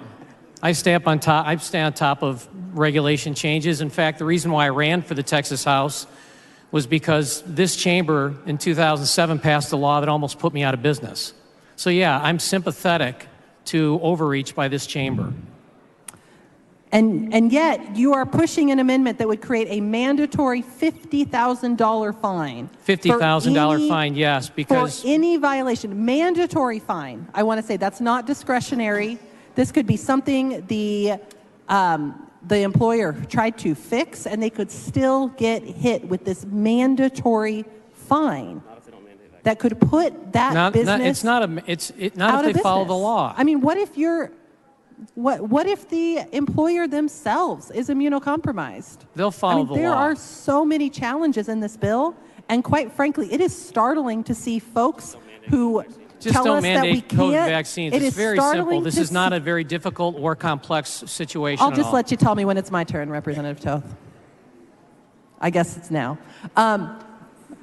I find it startling, and I'm really confused, and maybe you can explain this to me, why this body has said no to more protections against racial discrimination, why it was an uphill fight to This get bill more is about protections banning COVID mandates, sexual so I'm not quite harassment sure what in your the line of workplace. questioning has to do with But my we're willing amendment. to put, why are we willing to treat this differently than every other type of regulation we put on small businesses? The only Why thing are that's we before willing us right now to is this drive them out of amendment. business? Members, let's not speak over one another, please.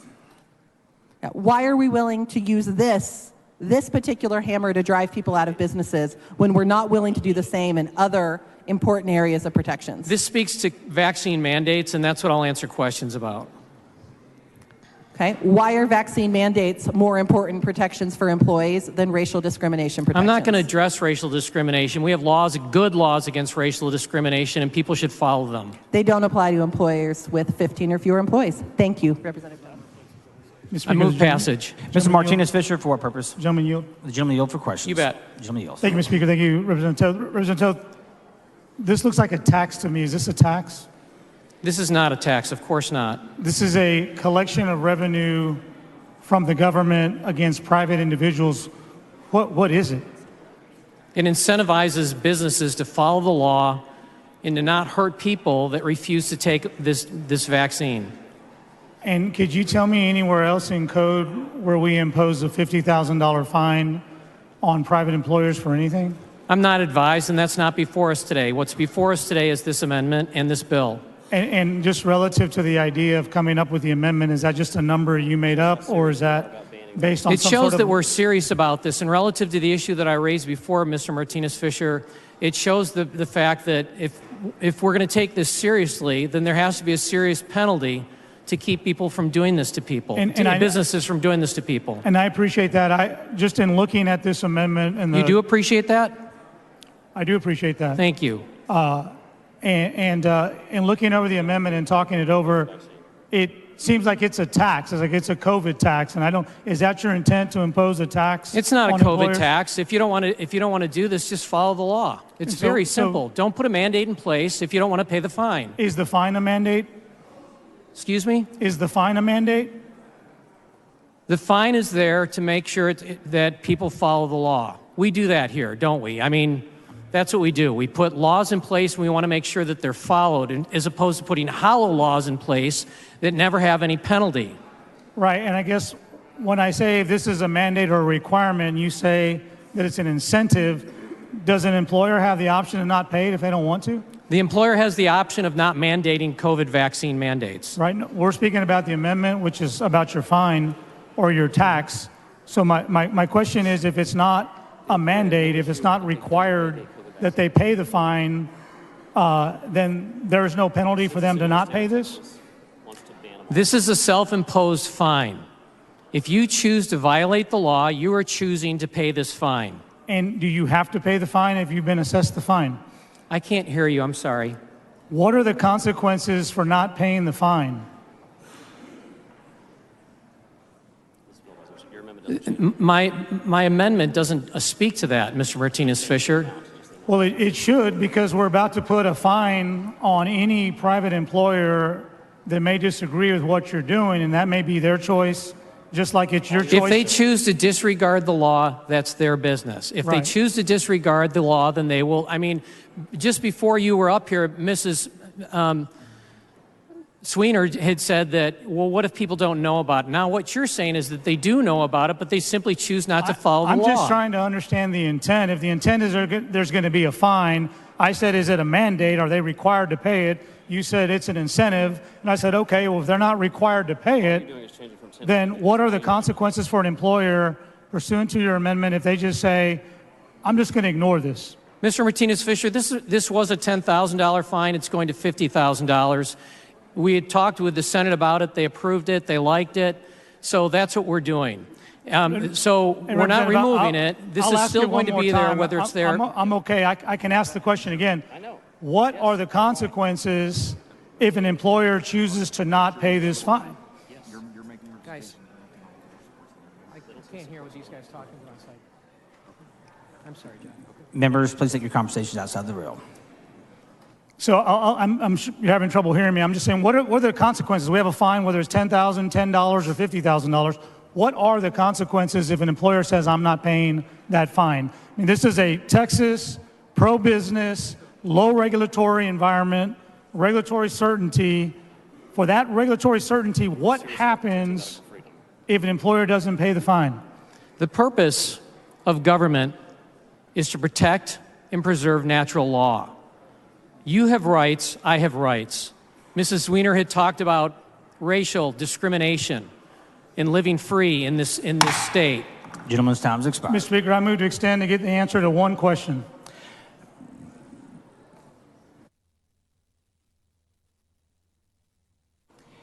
The question occurs, pardon me, the motion is to extend time. Is there objection? It requires a record vote. If not, the gentleman's time has expired. I'm sorry, the gentleman's time is extended. Mr. Martinez-Fisher. That's okay. We don't have to be up here very long. We are Texas. We're pro-business.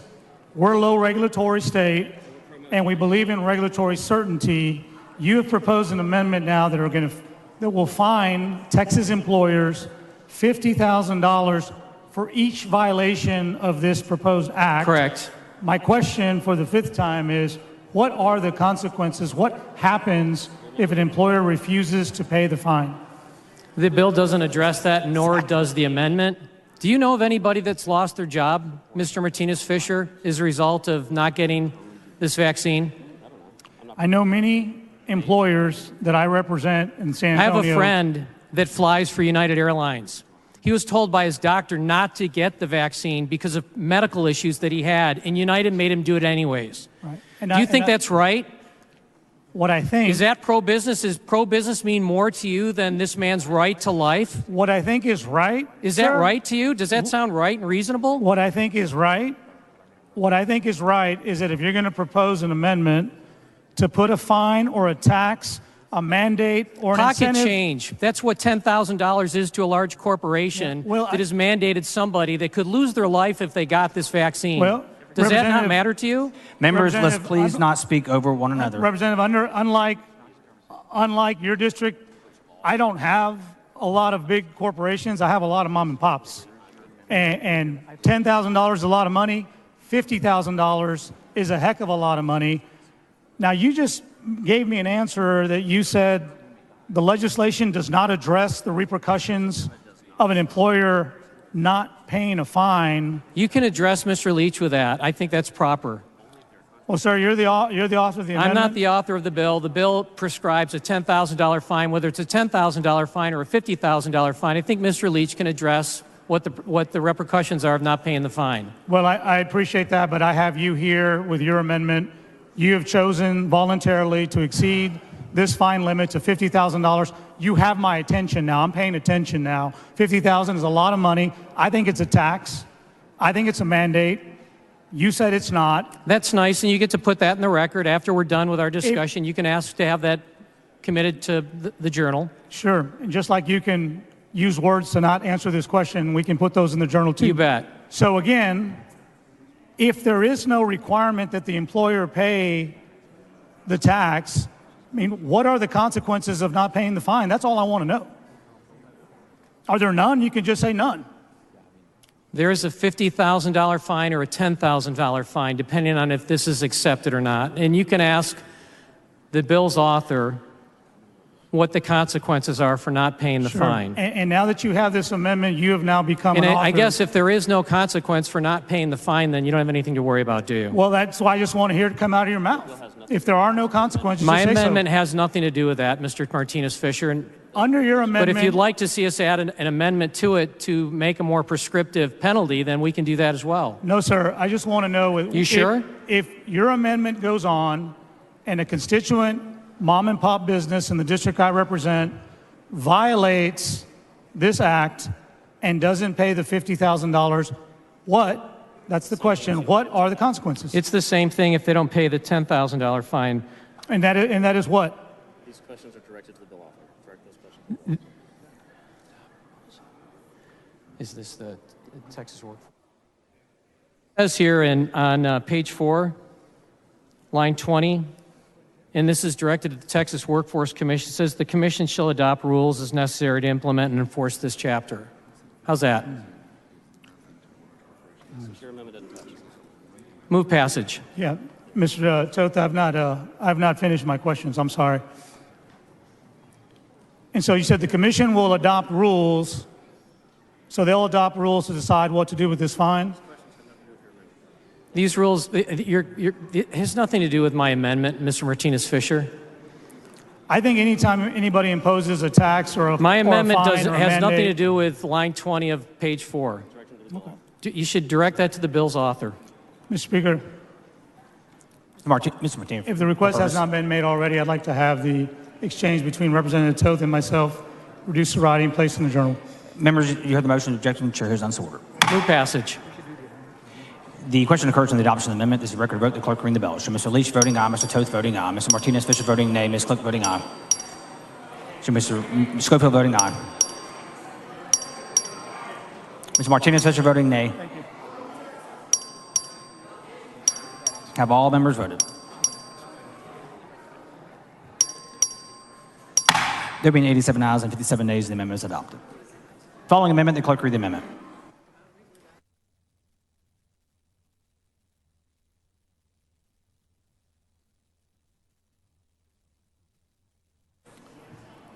Amendment by Tenderholt. The chair recognizes Mr. Tenderholt to explain the amendment. Mr. Speaker, Ms. Wiener, for what purpose? I rise on a point of order under Rule 11, Section 2, that the amendment is not germane. Please bring your point of order down front. Mrs. Wiener raises a point of order that gives further consideration of the Tenderholt amendment under Rule 11, Section 2, on the grounds that the amendment is not germane to the bill. The bill would authorize an employer to avoid the imposition of administrative penalties by reinstating a fired employee with back pay. The Tenderholt amendment would require the Workforce Commission to both impose administrative penalties and reinstate the employee with back pay. An amendment may not completely negate a grant of discretion provided by a bill. Under the bill, the employer had discretion in addressing the effects of an adverse action. The Tenderholt amendment would remove the discretion entirely by requiring the Commission to order mandatory action. Thus, the amendment is not germane. Accordingly, the point of order is well taken and sustained.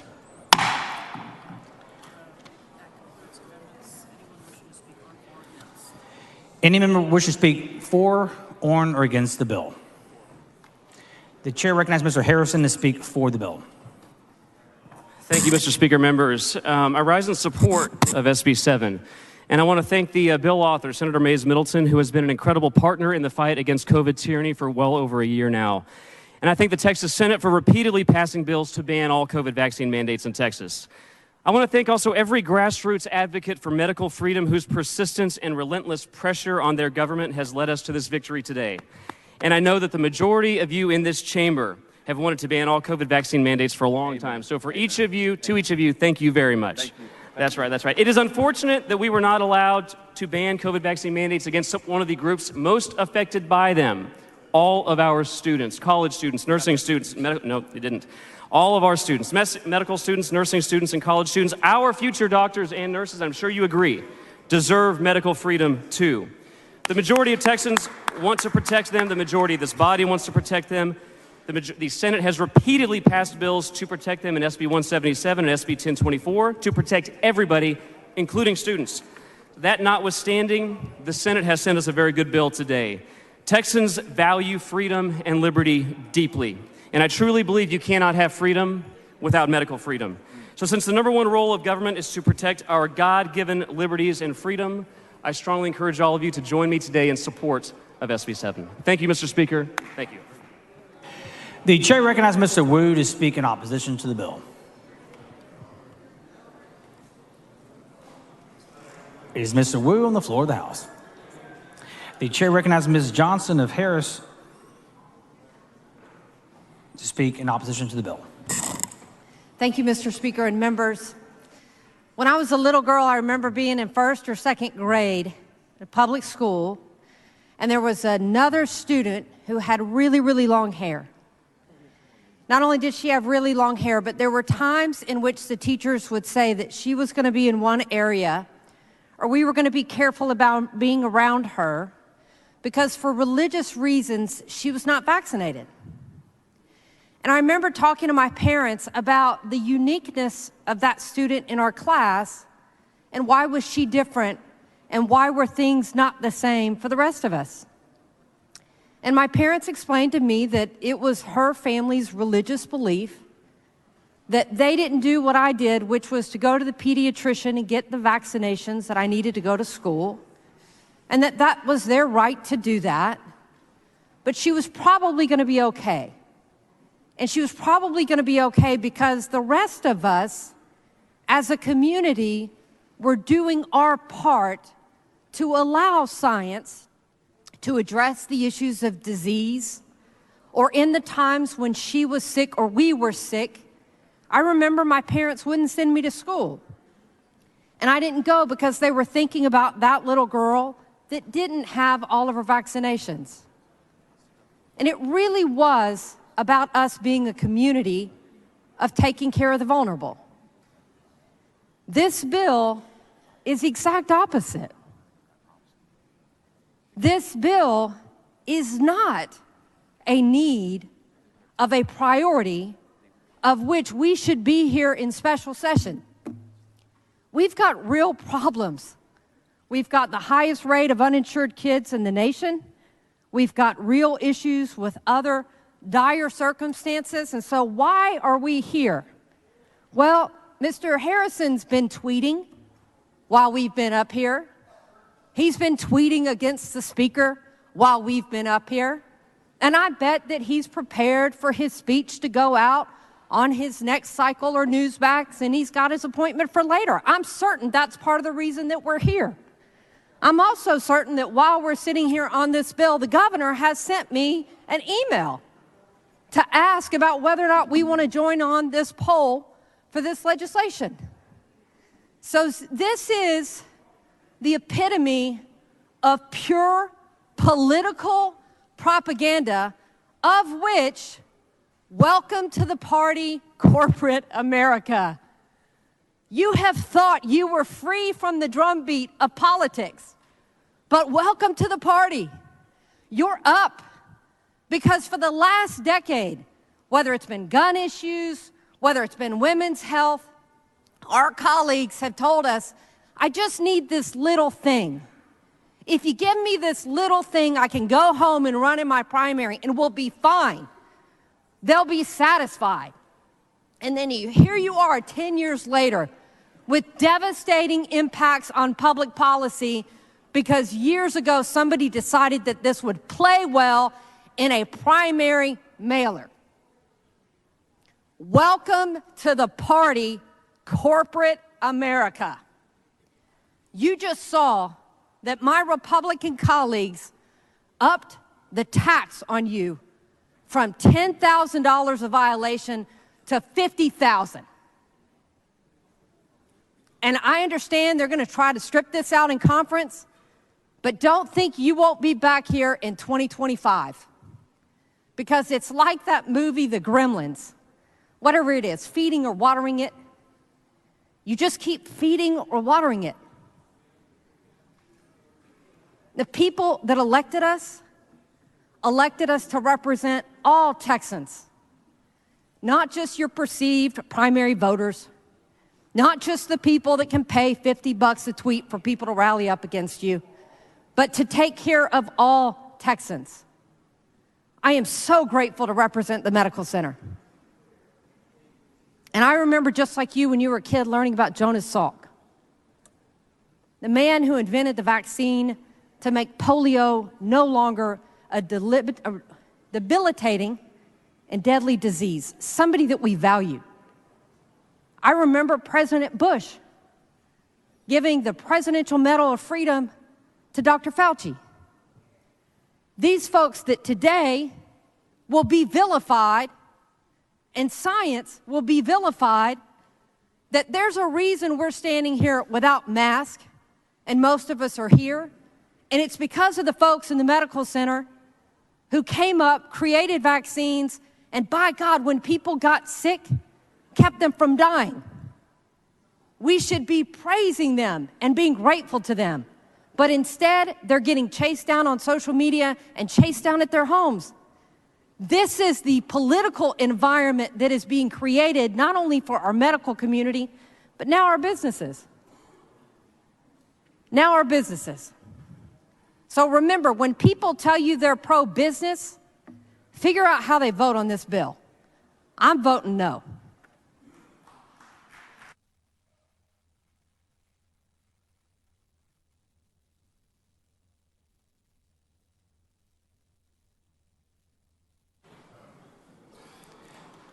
The chair recognizes Mrs. Weiner to speak on the bill.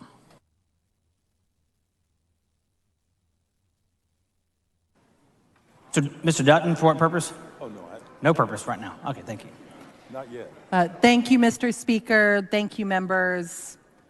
I am speaking on this bill today because I'll be frank, I don't have a lot of hope of changing anyone's vote. But I want to talk about the forces that are driving this bill and ask y'all to keep them in mind. The forces driving this bill are people who have made an industry out of lying to parents about the effects of vaccines on their children. And I want to be really clear, vaccines are medical miracles. My great-grandmother, my Gigi, I called her, had to spend a lot of extra time shopping for shoes because she had polio when she was a little girl, and it got in the growth plate of one of her legs, and that foot stopped growing. The leg also stopped growing. So she had to wear shoes in 2 different sizes, and then would take one shoe to a cobbler to lift it up to try and minimize the limp she walked with for her entire life. And that's because she had contracted polio, a disease that's now just about unheard of in the United States because of remarkably effective vaccination campaigns.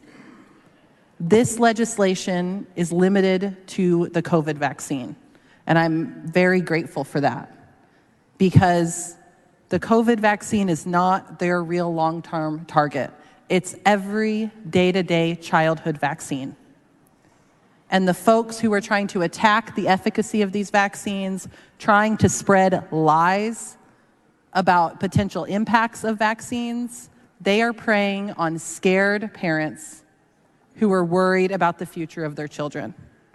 I've seen people in my own family be pulled in because of being worried about a child and trying to grasp desperately for answers.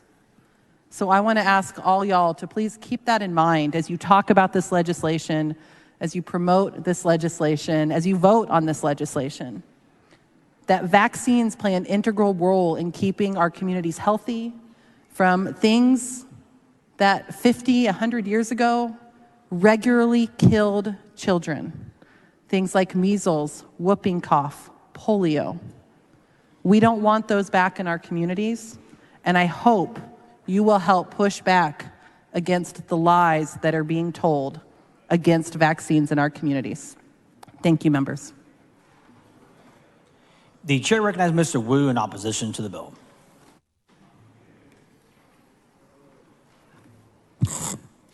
Thank you, Mr. Speaker. As of today, the current number is 1,184,691 Americans have died from COVID-19. This includes the roughly 93,000 Texans, nearly 10% of the whole nation's death from COVID-19 happened here. These are the numbers from not only the CDC, but our own Texas Department of State Health Services. These are our numbers. This legislation is on this floor today with the presumed luxury that COVID-19 is over and done with, and it won't slaughter tens of thousands of Texans tomorrow. That is the belief here. If people were still dying by the hundreds an hour, we would not be carrying this bill right now. We would not be dealing with this bill right now if so many Texans were still dying. But you believe that because you hope that it's all done with. You pray that this is the last time we'll have to deal with it. But it's not. Go talk to your doctors. Go talk to your medical professionals. COVID deaths in the United States have gone up 4% in the last few days. The virus is continuing to expand, to mutate, to change, to grow, and to evolve. The virus that comes this winter may be dramatically different than what hit us in 2020, 2022, and first parts of 2023. But it will still be COVID-19, and our state will not be able to deal with it because we've passed provision after provision limiting not only our government's ability to deal with this, but now today we're going to say private people, private businesses who want to take proactive measures to protect your own employees, to protect your business, to make sure that the minority of people who choose not to have a vaccine, that they don't end up causing the hospitalization and deaths of others.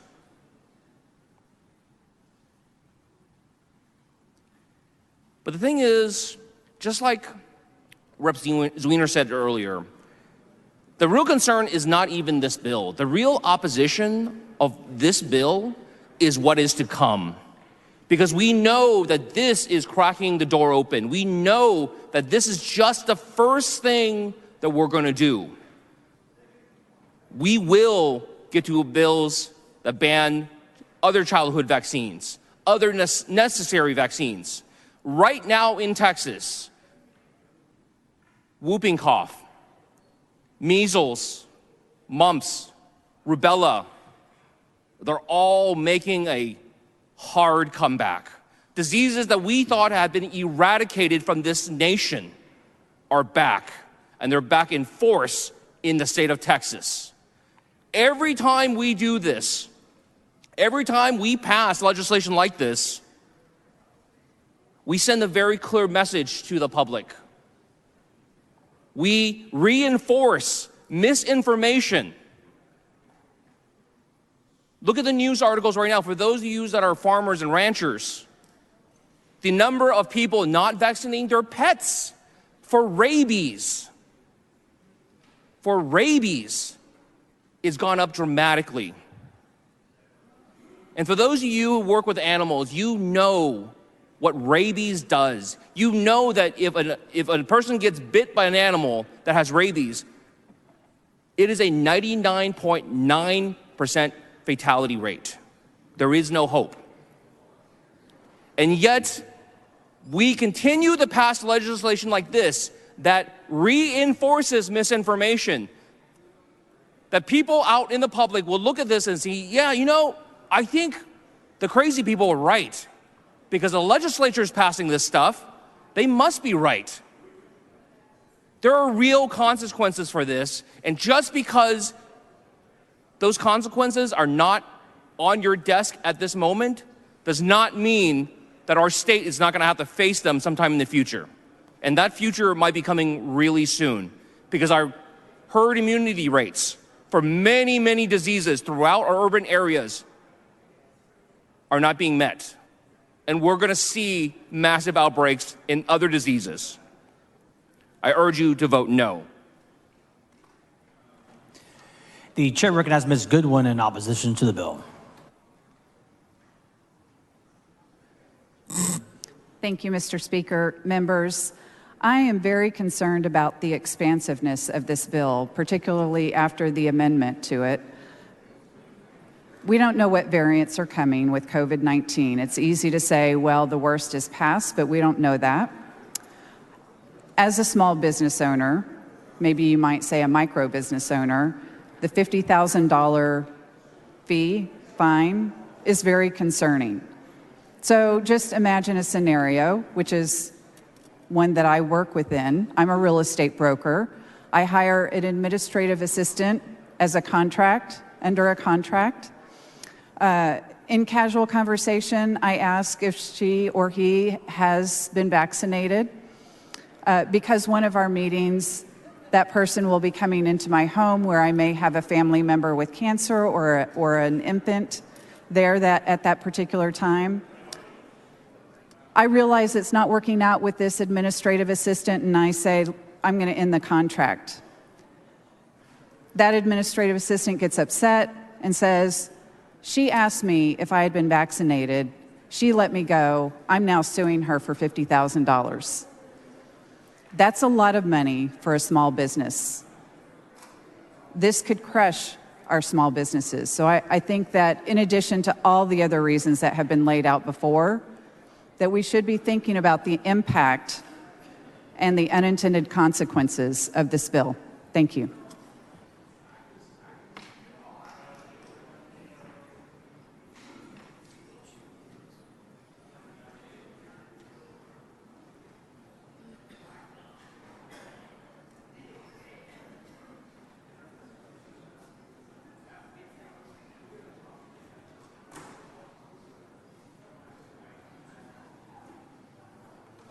The chair recognizes Mr. Leach to close on the bill.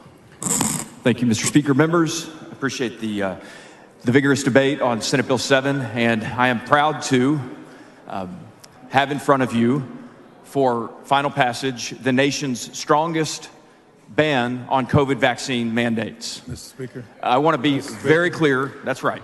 I want to be very clear. Mr. Dutton, for what purpose? I'd like to ask the author a question or two. The gentleman yield for questions? Yes. The gentleman yields. Thank you. Excuse me. I thought I heard you say earlier that there had been a significant number of people who died as a result of the vaccine. Is that right? I think that it is the studies I've read, the science that I've been apprised of, the physicians that, including some in this House, that I've spoken to, lead me to believe that there is a substantial question as to whether many deaths and serious illnesses have been either wholly or partially caused by the COVID vaccine. I think it's undebatable that there have been deaths as a result of the vaccine. I don't know what that number is, but I think we should figure it out. And I'm not sure I've seen those studies myself. I've not seen studies that indicate there have been a number of people who died as a result of the vaccine. There have always been suggestions by that. But let me ask my final question. Are you concerned at all that the perception of this bill is that Democrats are pro-business and Republicans are anti-business? No, I fully expect at least one, probably more Democrats to vote for this bill, Representative Dutton. And to clarify, my answer to your earlier question, for the record, give me a sec. The American Association of Physicians and Surgeons released a statement recently calling, again, this is the American Association of Physicians and Surgeons, calling for a moratorium on the COVID-19 shot mandate. They said that COVID-19 injections are under emergency, they were under emergency use authorization. They said that they should be considered experimental. They further went on that said informed consent is a bedrock principle of medical ethics, yet millions of people have taken the vaccine under duress. They said that all mandates, including requirements for school attendance or work, should be withdrawn. So that's a professional association of physicians and surgeons releasing a public statement, again, not calling into question whether someone should or should not take the vaccine. That's not our job in this body, but to protect the rights of Texans to decide. I'm sorry, but it doesn't say that somebody died from the vaccine. Well, that wasn't the purpose of their statement. No, but I thought you said that somebody died. Somebody died of the COVID-19 vaccine. And then you were using this study to justify that. Well, that's not the purpose of this bill. That's not the intent of this bill, is to, again, as I said in my opening, have a debate about what vaccines are good or bad. Representative Dutton, as I made very clear and will make clear again. Well, I understand, but I just... Let me finish. This bill is about who should decide. And I don't believe that your constituents who are working hard, supporting their families, putting food on the table, should be deprived of their right to work because of an employer who said either you get the mandate or you're fired. I believe that is a violation of theirs and mine and all Texans' fundamental constitutional rights and liberties, and I think this body should take a stand against it. I agree with that, even when it comes to not only the vaccine, but people's color. But I don't think that the question I asked, responding to your statement that people died from the vaccine, I just wanted to understand that because I had not seen that. And the study you just mentioned doesn't say that either, but what it does say is that there have been some health concerns related to the vaccine. So thank you for that. Thank you.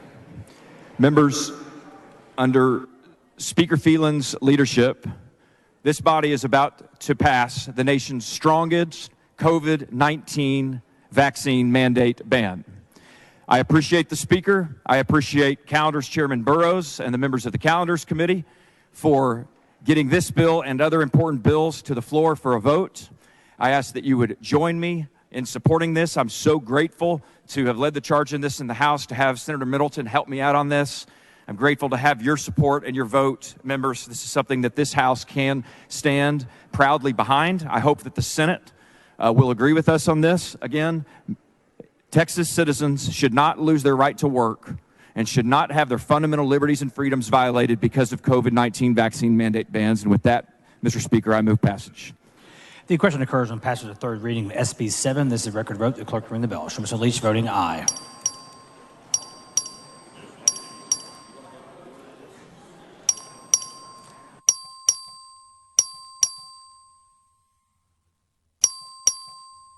Have all members voted?